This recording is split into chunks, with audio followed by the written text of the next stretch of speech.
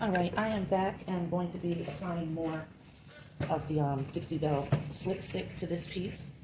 Second coat, and I've got to turn it this way so that I can see all the areas that I missed yesterday.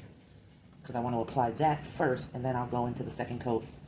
And then I can go back in and get into those areas that I missed. Some that you can't see until you turn the piece sideways or upside down or whatever. So I'm just stirring the Slick Stick. That's the name of the product. And yes, I have to say it that slow. These are too many S's because I have a lisp. And once I start focusing on that, I'm painfully aware of every curved letter. Yeah. So anyway, no narration needed. Hush now.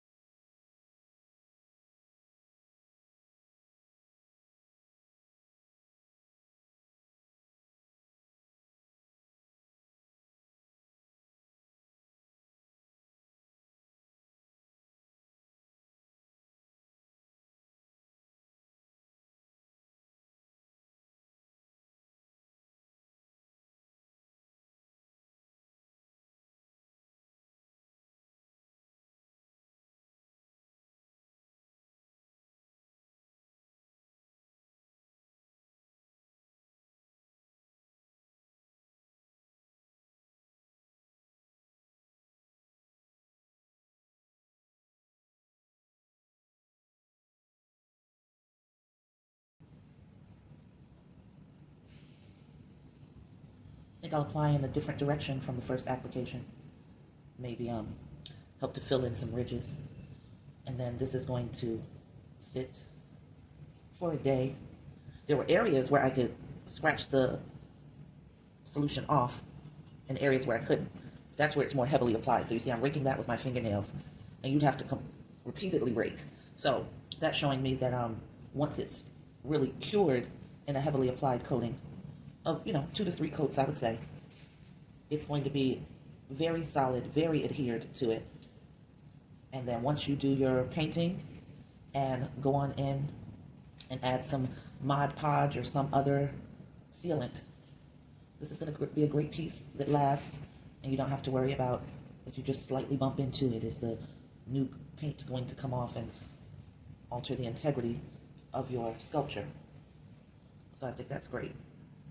And this enables you to not feel trapped or like you're married to a glaze that went wrong. And that's what I was terrified of initially. It's like, what if I do this fantastic piece, and because glazes are so chemically and environmentally temperamental based on the heat factor, the application factor, the clay that it's going onto, if you're not if you're not someone who has really studied the chemistry, and even they have surprises, what happens to a piece I love that comes out in a horrible, gunky color that I hate?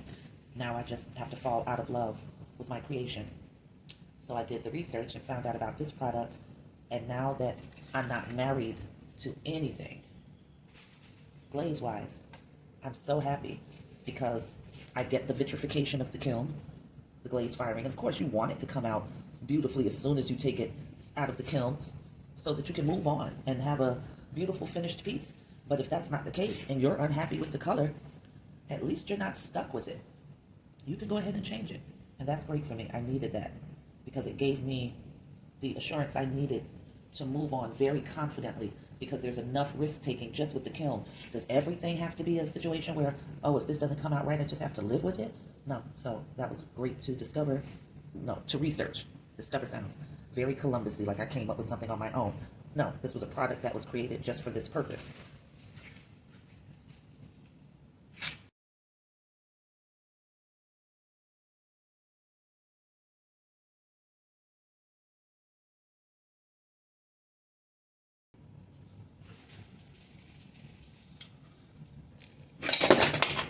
Oh, wow.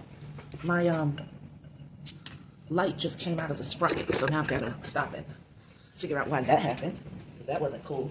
And if I had been working on one of my more delicate pieces, that would have been tragic.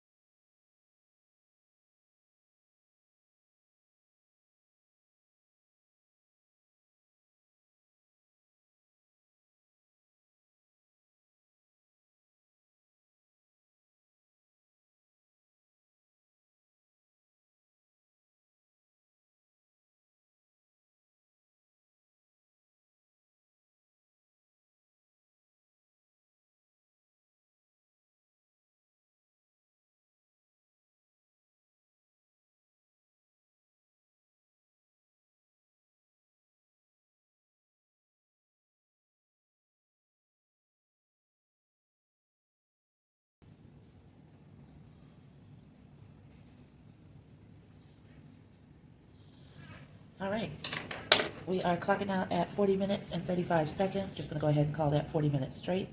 And I have applied very generous second coat of the slick stick, but personally, I still see areas that I feel should be more covered. I still see some transparency. So I'm definitely gonna add a third coat, but that will happen, if not late tonight, I'm not going to say during lunchtime tomorrow because it takes a lot to get this off of your hands, and I'll be too pressed for time. So I'm going to say that maybe tomorrow night I'll get back to it. So thank you as always for hanging in there with me. Peace.